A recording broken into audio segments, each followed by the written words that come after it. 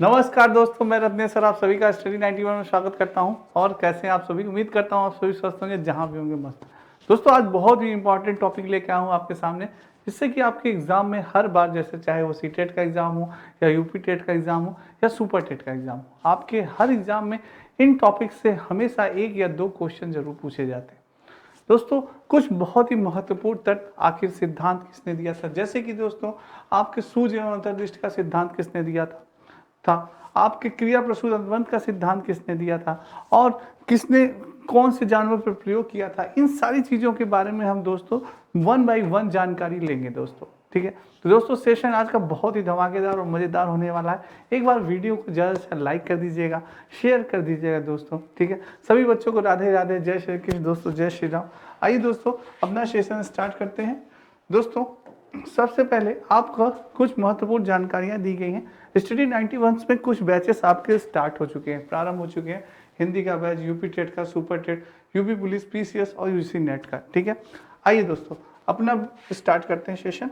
दोस्तों, सर्वप्रथम आपका मनोवैज्ञानिकों के नाम दिए गए, दूसरा दिया गया है आपके सिद्धांत, और तीसरा दिया गया है प्रयोग।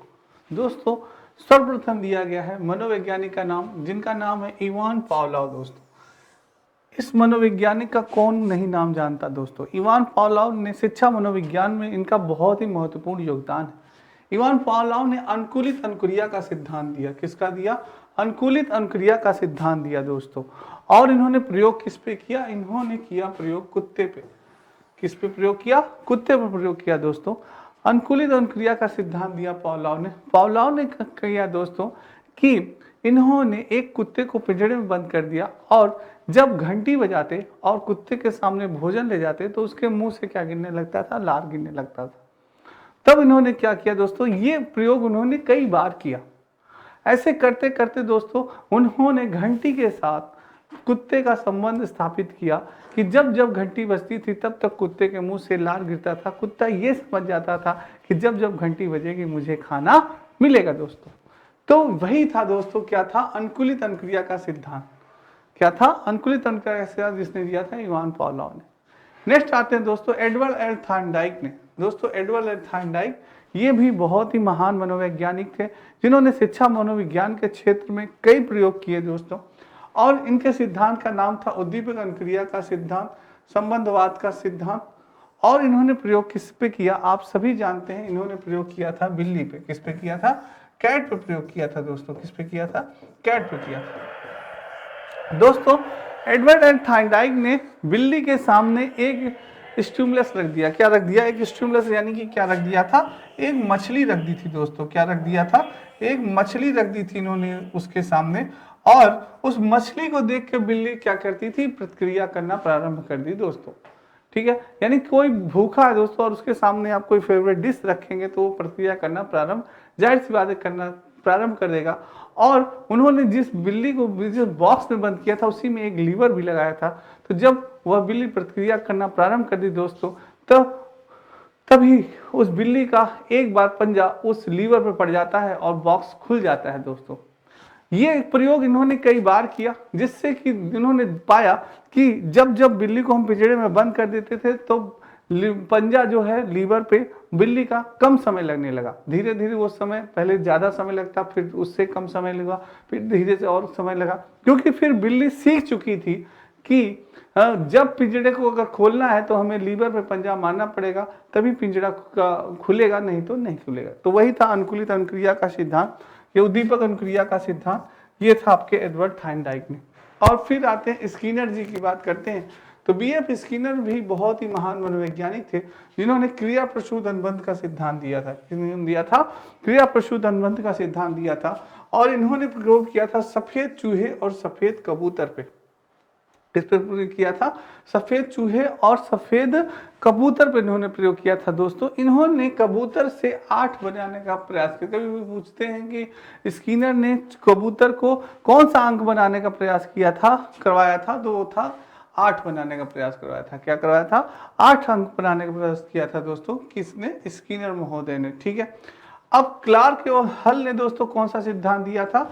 इन्होंने प्रबलन का सिद्धांत दिया था। किस पे? प्रबलन का सिद्धांत दिया था। और इन्होंने भी, आप में से कुछ लोग जानते होंगे, कुछ लोग नहीं जानते, कि इन्होंने भी किस पे प्रयोग किया था? इन्होंने भी बिल्ली पर ही प्रयोग किया था। ठीक है दोस्तों, नेक्स्ट है दोस्तों, नेक्स्ट चलते हैं मनोवैज्ञानिक वोल्फगैंग कोहलर। दोस्तों कोहलर के बारे में कौन नहीं जानता? कोहलर ने सूझ एवं अंतर्दृष्टि का सिद्धांत दिया। किसका? सूझ एवं अंतर्दृष्टि का सिद्धांत दिया दोस्तों। और इन्होंने प्रयोग किस पे किया था? चिंपांजी, बनमानुष पे। जल्दी से कमेंट बॉक्स पे कमेंट करके बताइए कि उस बनमानुष का क्या नाम था दोस्तों, उस बनमानुष का क्या नाम था? जल्दी से कमेंट करके बताएं। बहुत ही बढ़िया कमेंट आ रहा है। जो ये बनमानुष महान आत्मा बैठा था दोस्तों, इसका नाम था, बहुत ही अच्छा आंसर आ रहा है, बिल्कुल सही, बहुत अच्छा, इसका नाम था सुल्तान। क्या नाम था दोस्तों? इसका नाम था सुल्तान, नाम था दोस्तों। क्या था? सुल्तान नाम था। तो कोहलर जी ने सुल्तान पर प्रयोग किया दोस्तों। कोहलर जी का कहना था कि जब हमारे सामने कोई मुसीबत या प्रॉब्लम्स आती है तभी हमारे दिमाग की बत्ती जलती है, तभी हमारे मन में आइडियाज आते हैं, तभी हमारे मन में विचार आते हैं। और जैसे ही समस्या का समाधान हो जाता है, हमारे मन में जो, हमारे मस्तिष्क में जो आइडियाज आते हैं वो भी समाप्त हो जाते हैं।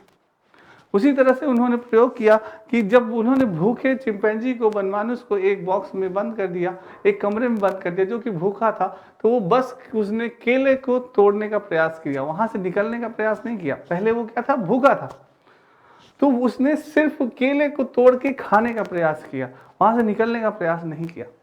और जैसे ही उसकी भूख समाप्त हो गई, फिर उसको और कुछ नहीं सोचा कि इस कमरे से भी बाहर निकला जाए, बस अब खाना हो गया, बस आराम करो भाई, हो गया भोजन। तो ये था आपके कोहलर जी का, ये था कि सूझ, यानी जब जब प्रॉब्लम या समस्या आती है तभी हमारे मन में आइडियाज या विचार आते हैं। एडविन डी गुथरी यानी कि जीपीसी ने समीपता का सिद्धांत दिया। किसका सिद्धांत दिया? समीपता का सिद्धांत दिया। इन्होंने किस पे प्रयोग किया था? इन्होंने भी बिल्ली पे प्रयोग किया। और एडवर्ड जेम्स चार्ल्स ने चिन्ह अधिगम सिद्धांत दिया। कौन सा? चिन्ह अधिगम सिद्धांत।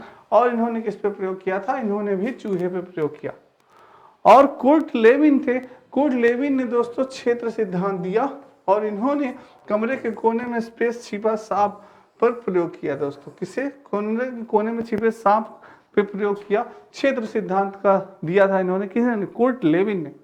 तो ये बहुत इंपॉर्टेंट है दोस्तों, कभी कभी आपके एग्जाम में पूछे जा सकते हैं दोस्तों, तो इनको याद करना आपके बहुत ही आवश्यक है। नेक्स्ट है मनोविज्ञान का शाब्दिक अर्थ क्या होता है? मनोविज्ञान का शाब्दिक अर्थ होता है मन का विज्ञान। क्या होता है दोस्तों? मन का विज्ञान, यानी नाम से ही तात्पर्य है दोस्तों मनोविज्ञान, अर्थात मन का विज्ञान, यानी बालक के मन का विज्ञान। आखिर बालक के मन में क्या चल रहा है उसका हमें पता चलना चाहिए, उसको हमें ज्ञात होना चाहिए दोस्तों, तभी हम उसको सरल तरीके से शिक्षा प्रदान कर सकते हैं। नेक्स्ट है साइकोलॉजी शब्द की उत्पत्ति किस भाषा के शब्द से हुई थी? तो यूनानी या ग्रीक भाषा से हुई थी। किससे हुई थी?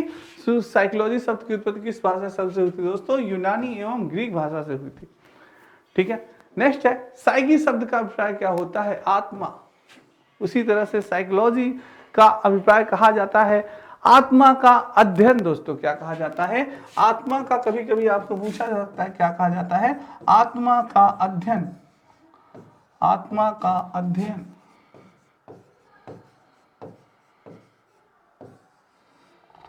यानी कि साइकोलॉजी शब्द का अर्थ भी होता है आत्मा का अध्ययन भी होता है दोस्तों, क्योंकि साइकी शब्द का अर्थ क्या होता है? साइकी शब्द का अर्थ होता है अध्ययन। आत्मा क्या होता है? आत्मा। मनोविज्ञान किस शास्त्र का भाग है? बहुत ही इंपॉर्टेंट क्वेश्चन है, कभी कभी आपके एग्जाम में पूछा जा सकता है कि आखिर मनोविज्ञान किस शास्त्र का भाग है? तो मनोविज्ञान फिलॉसफी यानी दर्शन शास्त्र का वो है, दर्शन शास्त्र का भाग है दोस्तों। किसका है? दर्शन शास्त्र का। दोस्तों कॉपी कलम लिए रहिएगा, जितना आप लिखेंगे उतना आपको याद होगा, ये मेरी गारंटी है। आप लिखते चलिए, वन लाइनर है दोस्तों, ये चीजें बहुत ही इंपॉर्टेंट है, आपके एग्जाम में सारी चीजें पूछी गई हैं। आपको अगर न विश्वास हो तो प्रीवियस ईयर्स क्वेश्चन उठा के देख सकते हैं। नेक्स्ट है मनोविज्ञान मानव एवं पशु व्यवहार का विज्ञान मत है। किसका मत था? ये मोर्गन का मत था। मोर्गन का यह मानना था कि जो मनोविज्ञान होता है वो मानव एवं पशु के व्यवहार के बारे में हम जान सकते हैं का क्या है? विज्ञान है दोस्तों। ये किसका मत था? ये मोर्गन का मत था। मनोविज्ञान व्यवहार का निश्चित विज्ञान है, यह किसका मत है? ये वाटसन का। व्यवहार का निश्चित विज्ञान, जहां व्यवहार की बात की जाए तुरंत व से व्यवहार, व से वाटसन महोदय। व्यवहार की बात की जाए तो वाटसन महोदय का तुरंत नाम आंख मूंद के वाटसन महोदय लगा दीजिएगा। यानी कि व्यवहारवाद के पितामह भी वाटसन को कहा जाता था। मनोविज्ञान व्यवहार का निश्चित विज्ञान है, ये किसने कहा? वाटसन ने कहा। नेक्स्ट है दोस्तों, मनोविज्ञान का वास्तविक अर्थ क्या है? अगर वास्तविक अर्थ पूछे तो बताइएगा व्यवहार का विज्ञान। किसका है? व्यवहार का विज्ञान है। मनोविज्ञान का वास्तविक अर्थ क्या है? व्यवहार का विज्ञान। मनोविज्ञान है विधायक विज्ञान है दोस्तों। क्या है? विधायक विज्ञान है। इरोस शब्द संबंधित है जीवन मूल प्रवृत्ति से दोस्तों। किससे संबंधित है इरोस शब्द? जीवन मूल प्रवृत्ति से संबंधित है। व्यवहारवाद के प्रमुख प्रवर्तक जे.बी. वाटसन। मैंने आपको बताया ना दोस्तों, जहां व्यवहारवाद की जाए तुरंत आंख मूंद के जे.बी. वाटसन। व्यवहारवाद के प्रमुख प्रवर्तक माने जाते थे कौन? जे.बी. वाटसन जी माने जाते थे। कौन माने जाते थे? वाटसन। व से वाटसन, व से व्यवहारवाद। मनोविश्लेषणवाद के जनक थे सिगमंड फ्रायड दोस्तों। सिगमंड फ्रायड ने मनोविश्लेषणवाद का जनक माना जाता था। किसको? सिगमंड फ्रायड को। ये भी बहुत ही महान मनोवैज्ञानिक थे, जो कि आपके एग्जाम में कई बार आते हैं दोस्तों। सिगमंड फ्रायड से भी कई बार क्वेश्चन पूछे जाते हैं। अभी आप देखेंगे सिगमंड फ्रायड से कैसे क्वेश्चन बनते हैं, आइए जानते हैं। नेक्स्ट है दोस्तों, व्यवहारवाद ने कहा कि मुझे नवजात शिशु दे दो, मैं उसे डॉक्टर, वकील, चोर या जो चाहे बना सकता हूं। किसने कहा था? व्यवहारवादी वाटसन ने कहा था। वाटसन ने कहा था मुझे नवजात शिशु दे दो तो मैं उसे जो चाहूं वो बना सकता हूं दोस्तों। ये वाटसन का मानना था। व्यवहारवादी वाटसन ने कहा कि मुझे नवजात शिशु दे दो, मैं उसे डॉक्टर, वकील, चोर या जो भी चाहूं बना। वाटसन ने ऐसा क्यों कहा दोस्तों? यानी कि बचपन से ही जिस प्रकार से बालक को वातावरण मिलेगा, जिस प्रकार से शिक्षा मिलेगी, जिस प्रकार से ज्ञान मिलेगा, बालक उसी तरह से बनेगा दोस्तों। अगर उसको यानी कि आप एक अच्छी संगति देते हैं दोस्तों, तो वो क्या होगा? डॉक्टर बन सकता है, आईएएस बन सकता है, पीसीएस बन सकता है। अगर आप उसको गलत संगत देंगे तो वो गलत विचार का बनेगा, चोर बन सकता है, क्रिमिनल बन सकता है। तो ये क्या होता है? संगत कहा जाता है। संगत से गुण आवत है, संगत से गुण जात। और दोस्तों शिक्षा प्रदान करना, यानी उसी प्रकार से उसको शिक्षा प्रदान करिए। इन्वायरमेंट, जो पर्यावरण होता है, उसका बहुत ही महत्वपूर्ण योगदान होता है दोस्तों। मैंने सफीन हसन जी का एक इंटरव्यू सुना था। सफीन हसन जी ने कहा, वो उन्होंने फर्स्ट टाइम में सबसे कम एज के सफीन है आईपीएस बनने वाले अधिकारी हैं, उनका नाम मुझे मालूम है, आप सभी जानते होंगे। सफीन हसन जो ने फर्स्ट टाइम में ही यानी 1 साल की तैयारी में ही आईपीएस क्लियर कर लिया था। तो क्या आप जानते हैं कि केवल 1 साल की तैयारी से ही सफीन हसन आईपीएस बन गए? नहीं दोस्तों, बचपन से यानी 21 साल की तैयारी थी सफीन हसन की।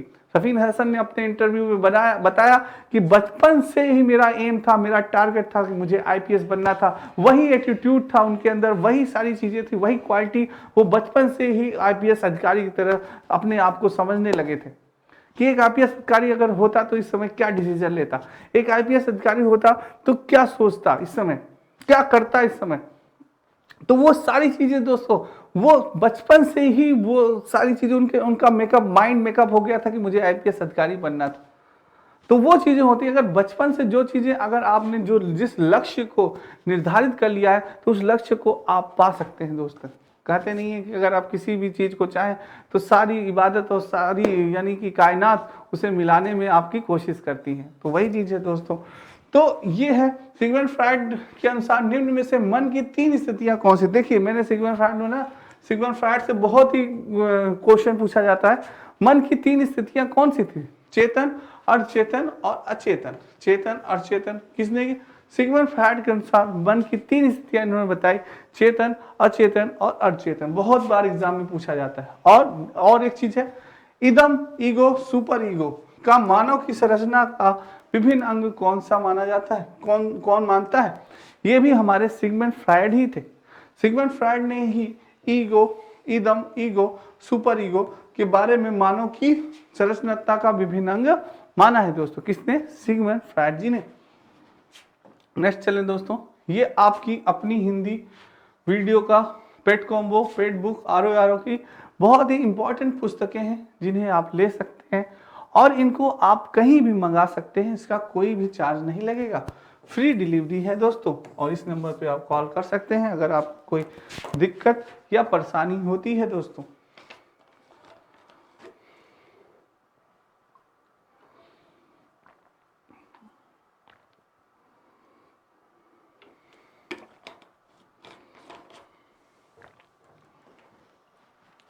नेक्स्ट दोस्तों, केवल दो प्रकार की मूल प्रवृत्ति है, मृत्यु एवं जीवन। यह विचार किसका है? यानी फ्लैट का मानना था कि केवल दो प्रकार की मूल प्रवृत्ति होती है, मृत्यु और जीवन, और कोई प्रकार की मूल प्रवृत्ति होती नहीं। जबकि आप जानते हैं कि मैकडूगल ने 14 प्रकार की मूल प्रवृत्ति बताई थी। कितनी प्रकार की मूल प्रवृत्ति बताई थी? मैकडूगल ने 14 प्रकार की, पर सिगमंड फ्रायड ने केवल दो प्रकार की मूल प्रवृत्ति बताई, मृत्यु और जीवन। नेक्स्ट दोस्तों, मनोविज्ञान शिक्षा का आधारभूत विज्ञान है। किसका मानना था? स्किनर का मानना था। किसका मानना था? स्किनर का यह मानना था कि मनोविज्ञान शिक्षा के आधारभूत का विज्ञान है। नेक्स्ट है, शिक्षा मनोविज्ञान का केंद्र क्या है? बिल्कुल सही आंसर, शिक्षा मनोविज्ञान का केंद्र होता है बालक। क्या होता है? बालक। बालक के अकॉर्डिंग ही उसे शिक्षा प्रदान की जाती है, बालक के अकॉर्डिंग ही दोस्तों उसका सिलेबस होता है। शिक्षा पाठ्यक्रम, वातावरण, सारी चीजें किसके अकॉर्डिंग होती है? वातावरण, सारी चीजें बालक के ही अकॉर्डिंग होती है, यानी कि बाल केंद्रित होती है दोस्तों। क्या होती है? बाल केंद्रित होती है। यानी शिक्षा मनोविज्ञान का मुख्य केंद्र क्या है? बालक है, शिक्षक है, स्टूडेंट है, विद्यार्थी है, तो बालक होगा दोस्तों। शैशव काल का नियत समय कब से माना जाता है? जन्म से 6 वर्ष तक आपका क्या माना जाता है? शैशव काल का नियत समय माना जाता है दोस्तों। ठीक है, बालक की विकास की प्रक्रिया एवं विकास की शुरुआत होती है जन्म से पूर्व। जो बालक का जो विकास होता है, डेवलपमेंट होता है दोस्तों, मैंने आपको बताया था डेवलपमेंट के बारे में कि बालक के जन्म से पूर्व ही, यानी गर्भ में ही बालक का विकास प्रारंभ हो जाता है। डेवलपमेंट की अगर बात की जाए कि आपसे पूछा जाए कि बालक विकास कब से प्रारंभ होता है, तो आप बता सकते हैं ऑप्शन रहेगा जन्म से,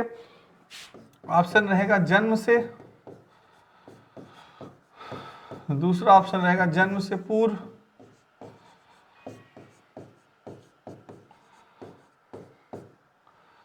तीसरा ऑप्शन रहेगा ए और बी, तीसरा ऑप्शन रहेगा इनमें से कोई नहीं, कुछ और ऑप्शन दे देगा, या इनमें से कोई नहीं, या जन्म के बाद, सॉरी दे सकता है जन्म के बाद, या इनमें से कोई नहीं, डी इनमें से कोई नहीं, नन ऑफ दिस। तो क्या होगा दोस्तों आपका ऑप्शन कि बालक का विकास कब प्रारंभ होता है? तो बालक का विकास होता है जन्म से पूर्व, यानी जन्म से पहले ही बालक का विकास प्रारंभ हो जाता है। कैसे? मैंने आपको बताया होगा दोस्तों, और आपने अभिमन्यु की कहानी सुनी होगी कि अगर डेवलपमेंट यानी विकास की बात की जाए दोस्तों, तो विकास हमारा इस प्रारंभ हो जाता है वॉर्म टू टॉम। क्या मैंने बताया था? वॉर्म टू टॉम, यानी कि गर्भ से लेकर कब्र तक, वॉर्म टू टॉम दोस्तों, वॉर्म टू टॉम, गर्भ से लेकर कब्र तक हमारा विकास जो चलता है, जो डेवलपमेंट चलता है दोस्तों, जन्म से लेकर मृत्यु तक चलता है। अंत समय तक हमारा विकास होता रहता है, हम सीखते रहते हैं। वही है दोस्तों, किशोरावस्था का समय कब से माना गया? 12 वर्ष से 18 वर्ष तक। स्टैनले हॉल ने कहा कि किशोरावस्था तूफान और संघर्ष की अवस्था होती है दोस्तों। ठीक है, आप जानते होंगे। नेक्स्ट है दोस्तों, टर्मन के अनुसार प्रतिभाशाली बालक की बुद्धि लब्धि कितने से अधिक होती है? 140 से अधिक जो प्रतिभाशाली बालक होता है उसकी बुद्धि लब्धि अधिक होती है दोस्तों। और बुद्धि लब्धि का सूत्र क्या होता है? यानी आईक्यू लेवल के इक्वल टू सूत्र होता है, मैंने आपको बताया था कि मानसिक आयु अपॉन वास्तविक आयु इंटू 100, यानी मानसिक आयु यानी मेंटल ऊपर होता है। कभी नहीं भूलेंगे दोस्तों इस ट्रिक को, बस याद रखिए जो माइंड होता है हमारा ऊपर होता है, यानी मानसिक आयु। इसी में कंफ्यूजन होता है कि बच्चों को सर मानसिक आयु ऊपर होगा कि वास्तविक आयु, तो याद रखिए माइंड कहाँ होता है? ऊपर होता है। मानसिक आयु, इस माइंड से आप सभी को परास्त कर सकते हैं। तो मानसिक आयु नीचे क्या होगा? वास्तविक आयु। क्या होगा? वास्तविक आयु इंटू 100, इंटू क्या हो गया बच्चों? 100 हो गया। तो ये चीज है दोस्तों, आईक्यू का ये सूत्र होता है, मानसिक आयु अपॉन वास्तविक आयु इंटू 100। कभी नहीं भूलेंगे आप ये सब, भाई माइंड ऊपर होता है। ठीक है, नेक्स्ट दोस्तों, अधिगम का अभिप्राय क्या है? सीखना, यानी कि अधिगम में से होता है लर्निंग दोस्तों। अधिगम का अर्थ क्या होता है? सीखना। अधिगम का प्रयास एवं त्रुटि का सिद्धांत प्रतिपादन किसने किया था? एडवर्ड एल थॉर्नडाइक ने। प्रयोग किस पे किया था? अभी मैंने बताया, प्रयोग इन्होंने किया था कैट पे, बिल्ली मौसी पे प्रयोग किया था थॉर्नडाइक महोदय। किस पे प्रयोग किया था? बिल्ली मौसी पे। हाँ ठीक है, चलिए। व्यवहार के कारण व्यवहार में परिवर्तन ही सीखना है, किसने कहा था? गिलफोर्ड ने कहा था दोस्तों। व्यवहार के कारण व्यवहार में होने परिवर्तन ही सीखना है, क्या था? किसने कहा? गिलफोर्ड ने कहा। ठीक है, नेक्स्ट है सामूहिक अचेतन का सिद्धांत किसका है? सामूहिक अचेतन का सिद्धांत किसका था दोस्तों? युंग का था। किसका था सामूहिक अचेतन का सिद्धांत? युंग था। उद्दीपन अनुक्रिया अनुबंध सिद्धांत किसका है? थांडाइक का था दोस्तों। किसका था? थांडाइक का था। क्रिया प्रसूत अनुकूलन का सिद्धांत अभी मैंने आपको बताया किसका था? स्किनर का था। प्रयोग किस पे किया? कबूतर पे और सफेद चूहे पे। कबूतर पे और सफेद चूहे पे। नेक्स्ट है दोस्तों सूर्य एवं सिद्धांत प्रवर्तक किसने? कोहलर ने। प्रयोग किस पे किया? वनमानुष पे। नाम क्या था? सुल्तान। नेक्स्ट है चिन्ह अधिगम सिद्धांत के प्रवर्तक कौन थे? टालमैन थे दोस्तों। कौन थे? टालमैन थे। नेक्स्ट है दोस्तों पावलॉव अपने सिद्धांत का प्रयोग किस पर किया? रे भाई पावलॉव ने किस पे किया था? कुत्ते पे किया था दोस्तों। किस पे किया था? कुत्ते पे किया था। नेक्स्ट है कहलर ने अपने सूर्य एवं सिद्धांत में किस पर प्रयोग किया था? सुल्तान नामक वनमानुष पे किया था। चिंपांजी यानी कि वनमानुष पे किया था, अभी चर्चा हुई थी। स्किनर ने किसका प्रयोग किया था? चूहे एवं कबूतर पर किया था। समीपता अनुबंध सिद्धांत के प्रवर्तक कौन थे? एडविन डी गुथरी थे दोस्तों। समीपता अनुबंध सिद्धांत के प्रवर्तक कौन थे? एडविन डी गुथरी थे। थांडाइक ने किस पर प्रयोग किया? कैट पे, बिल्ली पे। अभी बातें हुई हैं ये। और प्रेरणा छात्र में रुचि उत्पन्न करने की कला मत है, किसने दिया? मास्टर दोस्तों प्रेरणा, जो मोटिवेशन छात्रों में रुचि उत्पन्न करने की कला है, किसका मत था? ये थॉमसन था दोस्तों। मोटिवेशन ऐसा शब्द होता है, मोटिवेशन ऐसा चीज होता है जिससे कि आपको किसी भी कार्य को करने की क्या मिलती है? प्रेरणा मिलती है। क्या मिलती है? प्रेरणा। दोस्तों आपने सुना होगा मोटिवेशन के क्षेत्र में संदीप माहेश्वरी हो गए और भी महान हस्तियां हैं जिनका नाम आप जानते होंगे दोस्तों, कि अगर जब वो मोटिवेट करते हैं उनकी बातें सुन के लगता है कि अरे यार दुनिया में तो कोई भी काम असंभव नहीं। तो वही चीज है दोस्तों, मोटिवेशन ऐसी शब्द होता है, मोटिवेशन ऐसी चीज होती है कि आपको कोई भी कार्य करा सकती है। तो इसलिए हमेशा मोटिवेट रहिए, कोई भी कार्य इस दुनिया में असंभव नहीं है दोस्तों। ठीक है, नेक्स्ट है दोस्तों सामाजिक प्रेरक है आत्मगौरव। जो आपको अनमोटिवेट करे, यानी कि जो आप दुखी आत्मा जब होती है उनसे हमेशा दूरी बनाए रखिए दोस्तों। दुखी आत्मा आपको भी दुखी कर देंगी। ठीक है, हमेशा मोटिवेट प्राणी के साथ रहिए, जो कह रहे यार हो जाएगा, कर देंगे यार, कुछ भी नहीं, इस बार तो सरकारी जॉब लेनी है 2023 में, मेहनत करते रहो, जब भी कभी जॉब आएगी इस बार सरकारी जॉब लेनी है, इस बार हमें टीचर बनना है, इस बार हमें अधिकारी बनना है। ठीक है, बस ये हमेशा सोचते रहिए, नकारात्मक निगेटिव थॉट कभी भी मन में मत लाइए दोस्तों। ठीक है, बस कर्म करते रहिए। सामाजिक प्रेरक है आत्मगौरव। जैविक प्रेरक है क्या होता है? नींद। जैविक प्रेरक क्या होती है? नींद होती है दोस्तों। सीखने की खेल विधि उपयोगी होती है बाल्यावस्था में। जब सीखना बाल्यावस्था में दोस्तों, बालक को अगर हमें सिखाना है तो खेल विधि के माध्यम से सिखाइए। बहुत ही जल्द बालक सीखेगा और बहुत सरल तरीके से सीख जाएगा और एक ही बार के प्रयास में सीख जाएगा। आपको बहुत बार बार प्रयास नहीं करना पड़ेगा, खेल विधि के माध्यम से बालक को सिखाइए। कब? बाल्यावस्था में। पर्सनालिटी शब्द का उत्पत्ति हुई थी कब? लैटिन भाषा से। कैसे हुई थी पर्सनालिटी शब्द की उत्पत्ति? लैटिन भाषा से हुई थी दोस्तों। पर्सनालिटी शब्द की उत्पत्ति लैटिन भाषा के किस शब्द से हुई थी? पर्सोना से हुई थी। किससे हुई थी? पर्सोना से हुई थी। कालोसिस्टोकाइन एक हार्मोन है, किसका है? भूख कम करने के लिए। किसके लिए है? जो दोस्तों कालीसिस्टोकाइन है, ये हार्मोन किसके लिए है? भूख कम करने के लिए है। ये सही है। नेक्स्ट है ये वीडियो ग्राम विकास अध्याय का नया बैच प्रारंभ हो गया दोस्तों। महाबजट ऑफर, आप सभी ज्वाइन कर सकते हैं इस बैच को मात्र 1299 में। जो बच्चे वीडियो की तैयारी कर रहे हैं स्क्रीनशॉट ले सकते हैं बच्चों।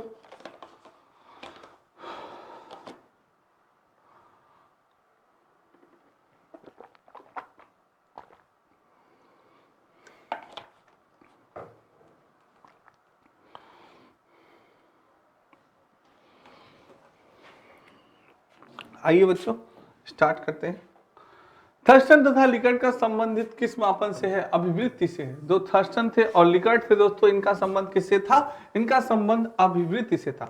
व्यक्तित्व मापन की विधियां हैं, कितनी है? 3 है। व्यक्तित्व मापन की कितनी विधियां हैं दोस्तों? 3 मापी है, आत्मनिष्ठ, प्रक्षेपी और वस्तुनिष्ठ। ये 3 विधियां मानी गई दोस्तों। रोसा परीक्षण या स्याही धब्बा परीक्षण विधि के आविष्कारक हरमन रोसा होगा दोस्तों। हरमन रोसा थे, किस देश के निवासी थे? वो किस देश के निवासी थे? स्विट्जरलैंड के दोस्तों। रोसा परीक्षण उन्हीं के नाम पे नाम रखा गया रोसा परीक्षण का। स्याही धब्बा परीक्षा विधि के आविष्कारक थे, कौन थे? हरमन रोसा। कहाँ के निवासी थे? आपसे पूछा जा सकता है दोस्तों, यूपी टेट में कई बार पूछा गया है। तो ये कहाँ के थे? स्विट्जरलैंड के थे। कभी कभी कुछ मनोवैज्ञानिकों के निवास स्थान पूछा है यूपी टेट में दोस्तों, इसलिए जानना बहुत ही आवश्यक है, जानते रहिएगा। नेक्स्ट है बुद्धि संरचना सिद्धांत। एसआई मॉडल के पिता थे गिलफोर्ड। जो एसआई मॉडल था दोस्तों यानी बुद्धि संरचना का सिद्धांत, उसके पिता किसे माना जाता था? गिलफोर्ड को माना जाता था।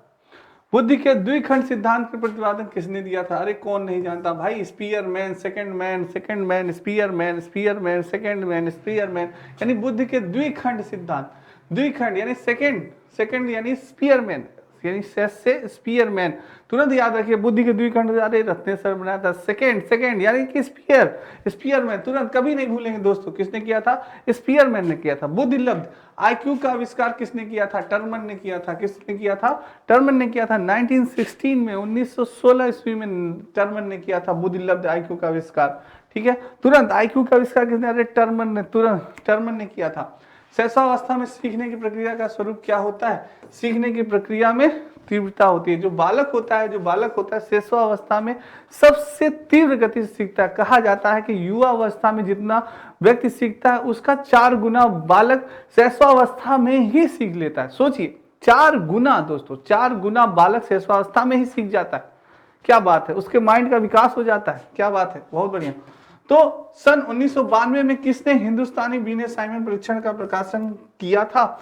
वो थे आपके DCH राइस। कौन थे? DCH राइस थे।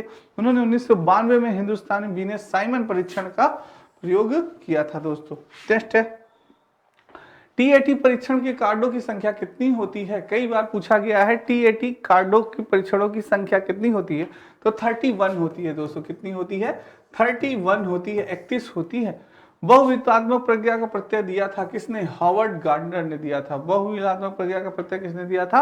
हार्वर्ड गार्डनर ने दिया था। सूक्ष्म शिक्षण है अविश्वसनीय शिक्षण, मूल्यांकन को शिक्षण प्रक्रिया का एक भाग होना चाहिए। दिव्यांगजन अधिकार अधिनियम पारित हुआ था 1916 ईस्वी में।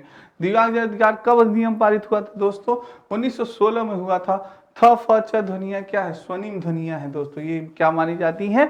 स्वनिम ध्वनियां मानी जाती हैं। कौन सी? आपकी थ फ च स्वनिम ध्वनियां मानी जाती है। याद रखिएगा ये तीनों, बहुत इंपॉर्टेंट है ये भी। नेक्स्ट दोस्तों सूक्ष्म गति कौशल क्या है? सूक्ष्म गति कौशल की अगर बात की जाए तो लिखना सूक्ष्म गति कौशल का है। लिखना सिलना ये सब क्या है? सूक्ष्म गति, जो हम उंगलियों के माध्यम से करते हैं और अपने आंखों के माध्यम से उंगलियों से, यानी सूक्ष्म गति कौशल के अंतर्गत आता है। क्या? लिखना हो गया, सिलना हो गया, ये चीज दोस्तों। ठीक है, सूक्ष्म शिक्षण का प्रथम पद क्या है? योजना बनाना। सूक्ष्म शिक्षण है दोस्तों, सूक्ष्म शिक्षण का प्रथम पद क्या है? सूक्ष्म शिक्षण का प्रथम पद होता है योजना बनाना। आपने माइक्रो टीचिंग की होगी, अगर आप बीएड के स्टूडेंट हैं। सर्वप्रथम हम क्या बनाते हैं? योजना बनाते हैं, यानी लेसन प्लान बनाते हैं। ठीक है, योजना बनाना। नेक्स्ट है श्यामपट्ट शिक्षण सामग्री है दृश्य साधन। जो श्यामपट्ट शिक्षण सामग्री है वो किस साधन में आता है? दृश्य की श्रव। तो आप बताएंगे सर दृश्य सामग्री के अंतर्गत आता है आपका श्यामपट्ट सामग्री। श्यामपट्ट पर लिखते समय सबसे महत्वपूर्ण क्या है? अच्छी लिखावट। जब आप कभी दोस्तों अगर आप टीचर बन गए तो आपको श्यामपट्ट पे लिखने से पहले क्या ध्यान में रखना चाहिए? सर्वप्रथम आपको अच्छी लिखावट, क्या? अच्छी लिखावट।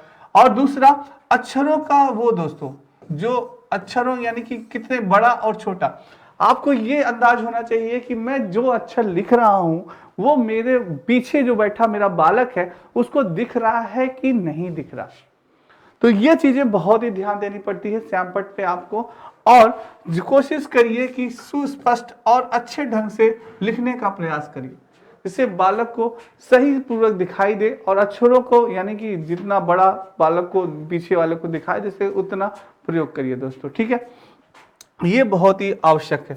शिक्षक का बर्ताव होना चाहिए, कैसा बर्ताव होना चाहिए? आदर्शवादी होना चाहिए। शिक्षा क्या करना है?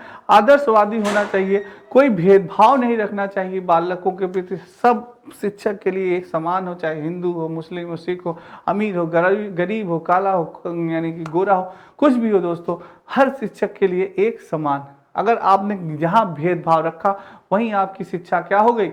शून्य हो गई दोस्तों। ठीक है, नेक्स्ट है कोमल शिल्प उपागम संबंधित है मनोवैज्ञानिक सिद्धांतों के अनुप्रयोग से। किससे? मनोवैज्ञानिक सिद्धांतों के अनुप्रयोग से दोस्तों।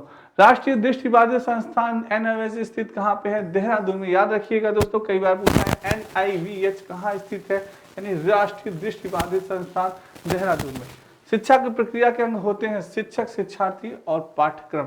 ये तीनों शिक्षा की प्रक्रिया के महत्वपूर्ण अंग होते हैं, शिक्षक, शिक्षार्थी और पाठ्यक्रम। इन तीनों के बिना शिक्षक नहीं हो सकती, शिक्षा की प्रक्रिया नहीं हो सकती। वैसी शिक्षा हेतु महात्मा गांधी ने किस पाठ्यक्रम को बल दिया? हस्तकला पे। किस पे बल दिया था? हस्तकला पे उन्होंने अधिक बल दिया था दोस्तों। नेक्स्ट है, कठोर शिल्प उपागम किस सिद्धांत पर आधारित है? इंजीनियरिंग पे दोस्तों। वैयक्तिक शिक्षा का पिता किसे माना जाता था? पाउल फ्राइडे ब्राजील के थे। राष्ट्रीय पाठचर्या की रूपरेखा 2005 दशमलव भाषा के लिए निहित है क्या? बहुभाषा, यानी बहुभाषा का इस्तेमाल किया जाए आपकी राष्ट्रीय पाठचर्या 2005 के अनुसार, यानी एनसीएफ 2005 के अनुसार। ये आपके हिंदी जो नया बैच प्रारंभ दोस्तों नितिन सर के द्वारा। नेक्स्ट दोस्तों, आरटी एक्ट 2009 के अनुसार प्राथमिक विद्यालय में शिक्षकों को प्रति सप्ताह कुल कितने घंटे योजना बनाकर कार्य करना है? ये भी बहुत इंपॉर्टेंट एग्जाम है। 45 आवर्स। कितना? 45 आवर्स। मास्टर ग्रंथि के नाम से जाना जाता है किसे? पीयूष ग्रंथि को। किसे? पीयूष ग्रंथि को मास्टर ग्रंथि। खिलौनों की आयु पूर्व बाल्यावस्था, यानी खिलौने की आयु किसे कहा जाता था? पूर्व बाल्यावस्था को कहा जाता था। गिलफोर्ड ने अपसारी चिंतन पद का प्रयोग किसके समान अर्थ में किया है? सृजनात्मकता के समान अर्थ में किया है दोस्तों। नेक्स्ट है, वह व्यक्तित्व का पहला प्रकारात्मक वर्गीकरण प्रस्तुत किया था हिप्पोक्रेटस ने। NCF 2005, RT act 2009, national education policy, ये सभी बल देते हैं करके सीखने पर, यानी कि लर्निंग बाय डूइंग। ठीक है दोस्तों। बालकों को मुफ्त एवं अनिवार्य शिक्षा का अधिकार 2009 देश में कब लागू हुआ? 1 अप्रैल 2010 में। मुफ्त एवं अनिवार्य शिक्षा प्रदान करना अधिकार 2009, यानी आरटी एक्ट 2009। आरटी एक्ट 2009 कब हुआ दोस्तों? राइट टू एजुकेशन, यानी 2009, 1 अप्रैल 2010 को ये हुआ था। देश में कब लागू हुआ? 1 अप्रैल 2010। मुफ्त एवं अनिवार्य शिक्षा। हस्तशिल्प का शिक्षा दी जानी चाहिए, ये कब किसको देनी चाहिए? मंद बुद्धि बालकों के लिए हस्तशिल्प शिक्षा का प्रावधान किया गया। कौशल को सीखने में पहली अवस्था होती है अनुकरण द्वारा। अनुकरण द्वारा हम सीखते हैं दोस्तों, ठीक है, अनुकरण द्वारा। एनसीएफ 2005 किस प्रकार की शिक्षण प्रणाली प्रस्तावित करता है? समावेशी शिक्षा, समान शिक्षा, सबके लिए एक समान शिक्षा। NCF 2005, RT act 2009, national education policy, ये सभी कहते हैं कि सबके लिए समान शिक्षा, कोई भी बच्चा अलग न हो। कौन सा शिक्षण का एक नवाचारी स्रोत है? इंटरनेट। ऑपरेशन ब्लैक बोर्ड पर नाम था। राष्ट्रीय शैक्षिक योजना 1986 का। प्रोजेक्ट शिक्षा विधि के प्रवर्तक थे कौन? जॉन डीवी को माना जाता था। The condition of the learning पुस्तक के लेखक थे आर.एम. गेने दोस्तों। कौन थे? आर.एम. गेने। बोले जाने वाली भाषा का सबसे छोटी इकाई क्या है? ध्वनिग्राम है दोस्तों। संप्रेषण संबंधी क्षमता डिस्फेसिया। संप्रेषण संबंधी डिस्फेसिया। कौन सी शिक्षण विधि प्रगतिवादी सिद्धांतों पर आधारित होती थी? समस्या समाधान विधि। कौन सी? समस्या समाधान। पठन व्यवस्था डिसलेक्सिया की बात कर रहा है तो धारा प्रवाह या पढ़ने की क्षमता को कहा जाता है डिसलेक्सिया। जेंडर क्या है? जेंडर एक सामाजिक संरचना है कि लड़की ये कार्य कर सकती है, लड़के के लिए ये कार्य बना है, ये सब क्या है? एक सामाजिक संरचना है दोस्तों। समावेशी कक्षा में सबसे अधिक महत्वपूर्ण क्या है? विशिष्ट शिक्षा योजना। समावेशी शिक्षा के सिद्धांत पर आधारित है समता एवं समान अवसर दोस्तों। लिंग क्या है? एक जैविक सत्ता है। क्या है? एक जैविक सत्ता है। नवीन जानकारी को शामिल करने के लिए वर्तमान स्कीमा अवधारणा में बदलाव की प्रक्रिया कहलाता है। क्या कहलाता है? समायोजन कहलाता है। आउट ऑफ द बॉक्स चिंतन किससे संबंधित है? अपसारी चिंतन से। रेणुजल प्रतिभाशाली की अपनी परिभाषा जाने जाते हैं त्रिवृत्तीय दोस्तों। किसमें? त्रिवृत्ति। ये आपके यूसी नेट का बैच का प्रारंभ दोस्तों, जो बच्चे ज्वाइन करना चाहते हैं कर सकते हैं दोस्तों। समस्या समाधान में लक्ष्य प्रवृत्ता के संप्रदाय को किसने प्रस्तावित किया था? हल ने किया था। किसने? हल ने। गोलमैन का संबंधवाद किसके से था? संवेगात्मक बुद्धि से था दोस्तों। अधिगम वक्र में पठार बनता है थकान के कारण। जो अधिगम में वक्र सीखने में जो पठार बनता है उसका रीजन क्या होता है? थकान के कारण होता है दोस्तों। संगणन सिद्धांत संबंधित है किससे? स्मृति से संबंधित। किससे? स्मृति। शिशु का अधिकांश व्यवहार आधारित होता है मूल प्रवृत्तियों से, यानी कि आपने मैकडूगल ने 14 मूल प्रवृत्ति बताई दोस्तों, उसी पे उसका व्यवहार क्या होता है? शिशु का आधारित होता है। उत्सुकता परीक्षण का संबंध किससे है? सृजनात्मकता से है दोस्तों। किससे है? सृजनात्मकता से है दोस्तों। किससे है? सृजनात्मकता से है दोस्तों।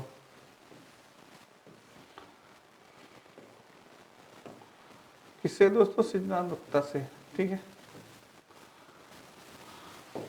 तो ये दोस्तों आपके नितिन सर के द्वारा लिखी गई हैंड राइटिंग पुस्तकें बहुत ही इंपॉर्टेंट हैं ये सारी पुस्तकें, और आप ये ले सकते हैं कंपटीशन के तौर पे। दोस्तों सारी पुस्तकें रामबाण हैं, सारी पुस्तकों बहुत इंपॉर्टेंट, स्क्रीनशॉट ले सकते हैं। और दोस्तों आज की क्लास आपको कैसी लगी कमेंट बॉक्स में कमेंट जरूर करिएगा। आज के लिए इतना ही, कल फिर मिलेंगे दोस्तों इसी बहुत ही इंपॉर्टेंट टॉपिक के साथ। तब तक के लिए राधे राधे, जय श्री कृष्ण दोस्तों और जय हिंद दोस्तों।